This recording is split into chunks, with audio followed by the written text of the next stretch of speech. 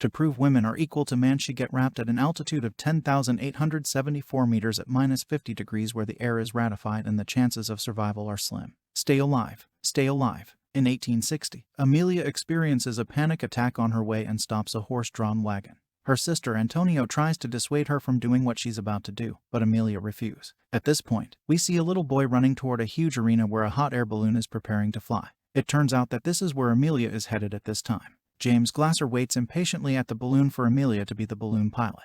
After a while, the girl arrives at the grand show. Amelia insists on taking her beloved dog Posey with her, despite James's displeasure in her visions. The girl also sees her dead husband, but keeps her composure and does not show it. The balloon launches and Amelia, taking Posey with her, rises above the ropes. Seconds later, the girl shocks everyone in the crowd by throwing the dog over the edge of the basket. But Posey, who fortunately has a parachute, lands without. In one of his flashbacks, James addresses the scientific community and presents his idea that it is possible to predict the weather. However, he is laughed at and let out of the building because people think his views are ridiculous. Back home, he talks to his parents, who advise him to choose another science. Meanwhile, James and Amelia begin to ascend on the balloon through the cloud. While both are delighted by the unusual experience and view, they soon run into a strong storm that makes the balloon spin hard as they struggle to navigate it. Oh God! The two survive the storm and carry on rising after extremely close gain, with death causing James brain injury. Much needed silence and sunlight set in. Meanwhile, the little boy approaches James at John True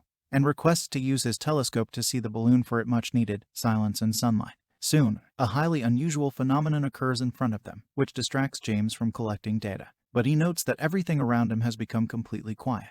After a while, they enter the clouds again, where they hear the sounds of horses and bells, so they realize that the sound is transmitted in the humid atmosphere. The two also come upon an airstream that is hung to a swarm of butterflies, confirming one of John's beliefs that James had always. Amelia, however, refuses to discuss the death of Pierre K's dead husband. An earlier flashback shows that during Amelia and Pierre's balloon trip, things did not go according to plan and they urgently needed to get rid of the extra weight. So Pierre sacrificed himself and jumped down. Amelia discovers that James didn't bring warm clothes, so they risk freezing to death, and she decides to start them. But James refuses and says that with every me, they get closer and closer to the sun. Incredible discoveries lie ahead, and death is nothing compared to science. The stars mesmerize James, making him even more convinced that the descent doesn't matter at all. Eventually, Amelia agrees to keep rising and throws a couple of ballasts, unaware of the fatal mistake she makes on temperature. 5 degrees Fahrenheit. A few minutes pass. The balloon is completely covered with frost and the cables begin to creak due to the increasing pressure, and it becomes much colder while they are recording the dead. James notices that the higher they climb, the lower the humidity, as there is almost no vapor. He then pulls out a pigeon, which instantly dies. Like the last one, Amelia insists that the balloon begin.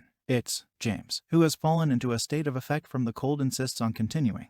He begins throwing equipment and sandbags overboard to speed up the ascent. During the argument, Amelia calls James by name and gives him a savory slap in the face. This brings him to 6 senses and he agrees that they must begin the descent. Let's get this balloon down. Yes, finally. The balloon succeeds in rising over 26 feet, breaking the previous record for the greatest height attained by a human. Unfortunately, it will be very difficult to start the descent because the air valve at the top of the balloon is severely frozen. James can't help, so Amelia has to climb onto the balloon and try to open the valve from the outside. But despite the fact that one of the girl's hands is badly frostbitten, she makes it to the top, manages to open the air valve bit, and the balloon begins to slowly move downward. However, Amelia loses consciousness and soon begins to fall over. Amelia comes to her senses and realizes that tying the rope to herself was a great idea. After swinging the rope, she climbs back into the balloon basket and struggles to wake James up, thinking he is dead. After a few seconds, he regains consciousness and they continue their descent. Amelia says that his device has become active, to which James replies that they are coming down, and he apologizes for his actions because the desire to discover something new has clouded his. Snow begins to fall slowly and suddenly hangs in front of them.